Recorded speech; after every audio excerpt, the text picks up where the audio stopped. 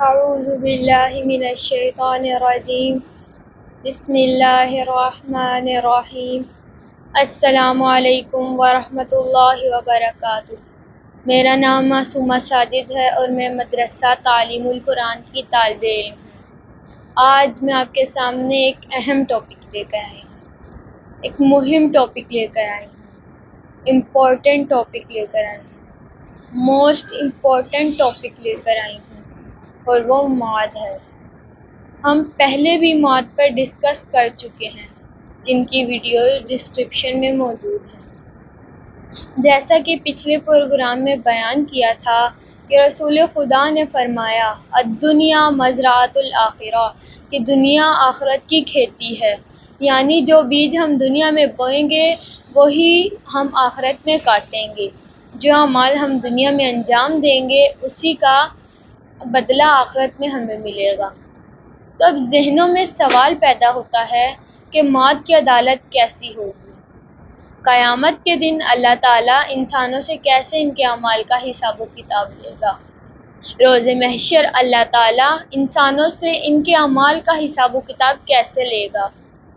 انسان جو کہ اس دنیا میں رہ رہا ہے، در حقیقت وہ قید ہے۔ اس لیے جب اس کے سامنے قیامت کی عدالت کی بات کی جاتی ہے، قیامت کی عدالت کا تذکرہ کیا جاتا ہے، تو یہ اس کے لیے نئی اور عجیب بات ہے۔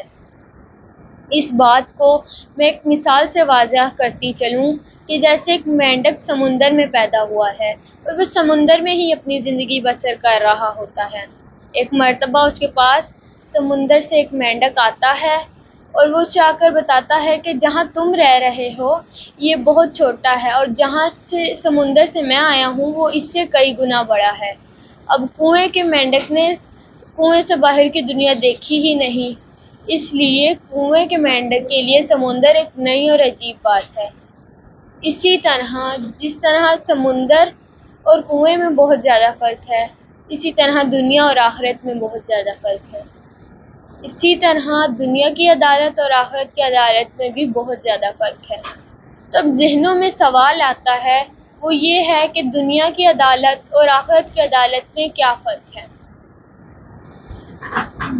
ہم دنیا میں جو اعمال انجام دیتے ہیں ان کا مقدمہ 3 عدالتوں میں جاتا ہے۔ سب سے پہلی عدالت جہاں ہمارے اعمالوں کا مقدمہ جاتا ہے وہ ملکی عدالتیں ہیں، جو کہ بہت کمزور ہیں، ناقص ہیں۔ ان عدالتوں سے کبھی بھی انسان کو مکمل طور پر انصاف نہیں ملتا، کیونکہ یہاں کے قانون ناقص ہیں اور جج نااہل ہیں۔ رشوتیں چلتی ہیں اور مجرم جرم کر کے فرار ہو جاتا ہے اور مظلوم کو اس کا حق نہیں ملتا۔ اور دوسری عدالت جہاں انسان کے اعمال کا مقدمہ جاتا ہے وہ مکافات عمل کی عدالت ہے۔ یہ ہمارے اعمال کے کچھ اثرات ہوتے ہیں جو ہمیں جلدی یا دیر سے متاثر کرتے ہیں۔ جیسے اگر کوئی شخص اپنی آنکھ میں کوئی نوکیلی چیز مار لے تو اس کی آنکھ ضائع ہو جاتی ہے۔ مکافات عمل یعنی اپنے اعمال کا انجام پانا، اپنے ایکشن کا ری ایکشن پانا۔ اور مکافات عمل کا انسان کے اعمال کے ساتھ تعلق ایسے ہے جیسے آگ اور گرمی کا ہے۔ جب آگ لگے گی تو آٹومیٹکلی گرمی بھی لگے گی۔ اور اگر ہم دیکھیں تو کچھ لوگ ایسے بھی ہوتے ہیں جو اس عدالت کی گرفت سے بھی بچ جاتے ہیں۔ اور تیسری عدالت وہ ہے ضمیر کی عدالت۔ ضمیر کی عدالت یعنی انسان کے دل کی آواز۔ انسان کے وجود کے اندر ایک ایسی طاقت ہے جسے فلاسفر نے عقل عملی کا نام دیا ہے، ہم جسے کامن سینس کہتے ہیں، اور اسے ضمیر کے نام سے بھی جانا جاتا ہے۔ قرآن مجید میں اسے نفس لوامہ کہا گیا ہے۔ اگر جیسے ہی ہم کوئی اچھا یا برا کام کرتے ہیں تو ہم اپنے اندر کچھ محسوس کرتے ہیں۔ اگر ہم اچھا کام کرتے ہیں تو ہمیں اچھا لگتا ہے، اور اگر ہم کوئی برا کام کرتے ہیں تو ہمیں برا لگتا ہے۔ یہ تمام فیلنگز وہ ہے کہ جب ہمارا ضمیر ہماری ملامت یا مزاحمت کر رہا ہوتا ہے کہ تم نے فلاں کام اچھا کیا ہے اور فلاں کام برا کیا ہے۔ جہاں پر ہم یہ دیکھتے ہیں کہ ہمارا ضمیر ہماری ملامت کرتا ہے، وہاں پر ہم یہ بھی دیکھتے ہیں کہ کچھ لوگ ایسے ہوتے ہیں کہ جن کا ضمیر ان کی ملامت نہیں کرتا۔ یہ وہ لوگ ہوتے ہیں جن کا ضمیر مردہ ہوتا ہے۔ اب اگرچہ دنیا میں 3 عدالتیں ہیں اور ہمیں کہیں پر بھی مکمل طور پر انصاف نہیں ملتا، اب ہمیں ایک ایسی عدالت کی ضرورت ہے جہاں پر ہمیں مکمل طور پر انصاف ملے اور ہمارے اعمال کی جزا و سزا ملے، اور وہ قیامت کی عدالت ہے۔ یہ وہ عدالت ہے جس کا قاضی اور حاکم خدا ہوگا۔ یہ وہ عدالت ہے کہ جس کی خدا قرآن مجید میں قسم کھاتا ہے۔ بسم اللہ الرحمن الرحیم، لا اقسم بیوم القیامہ ولا اقسم بالنفس اللوامہ، ایحسب الانسان ان لن نجمع عظامہ بلا قادرین علی ان نسوی بنانا بل یرید الانسان لیفجر امامہ یسأل ایان یوم القیامہ فاذا برق البصر وخسف القمر وجمع الشمس والقمر یقول الانسان یومئذ این المفر کلا لا وزر الی ربک یومئذ المستقر ینبأ الانسان یومئذ بما قدم وآخر بل الانسان علی نفسہ بصیرہ ولو القی معاذیرہ۔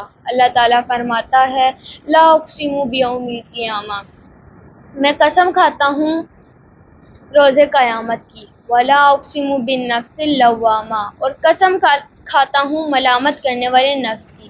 ایحسب الانسان ان لن نجمع عظامہ، کیا انسان یہ خیال کرتا ہے کہ ہم اس کی ہڈیوں کو جمع نہیں کر سکتے؟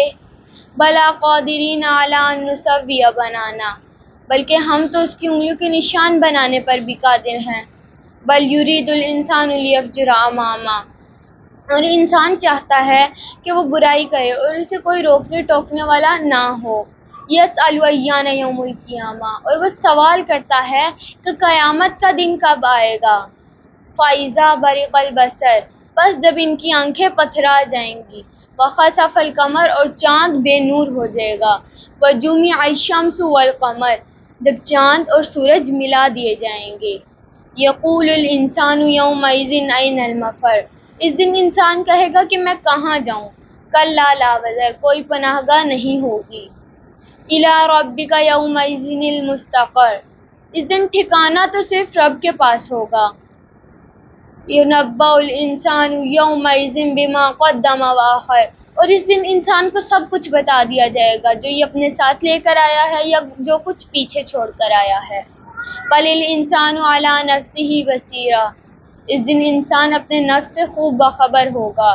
ولو القی معاذیرہ، اور وہ معذرتیں پیش کر رہا ہوگا، معافیاں مانگ رہا ہوگا۔ تو یہ وہ عدالت ہے جس کی خدا قسم کھاتا ہے۔ کہ وہ کیسی عدالت ہوگی کہ جس کی خدا قسم کھاتا ہے؟ یہ وہ عدالت ہے جس میں کسی قسم کی سفارش کام نہیں آئے گی۔ یہ وہ عدالت ہے جس میں کسی قسم کے تعلقات کام نہیں آئیں گے۔ یہ وہ عدالت ہے کہ جس میں بجلی کی تیزی سے فیصلے ہوں گے۔ یہ وہ عدالت ہے جس میں انسان کے اعمال گواہی دیں گے۔ یہ وہ عدالت ہے جس میں انسان کے اعضاء گواہی دیں گے۔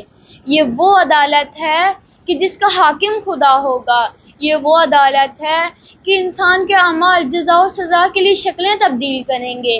یہ وہ عدالت ہے کہ جب گناہگار اپنے اعمال نامے کو دیکھیں گے تو فریادیں بلند کریں گے۔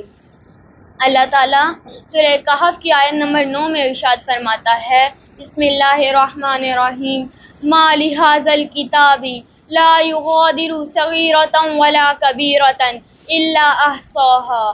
اللہ تعالیٰ فرماتا ہے ما لہذا الکتاب، یہ کیسی کتاب ہے، لا یغادر، جس نے نہیں چھوڑا، صغیرۃ ولا کبیرۃ، کسی بھی چھوٹے اور بڑے گناہ کو، الا احصاها، بلکہ سب کچھ درج کر لیا۔ تو جس طرح میں نے پچھلے پروگرام میں بتایا تھا کہ موت کا ٹاپک بہت وسیع ہے، اگر اللہ تعالیٰ نے توفیق دی تو میں اسی ٹاپک کے ساتھ دوبارہ حاضر ہوں گی۔ تب تک کے لیے اللہ حافظ۔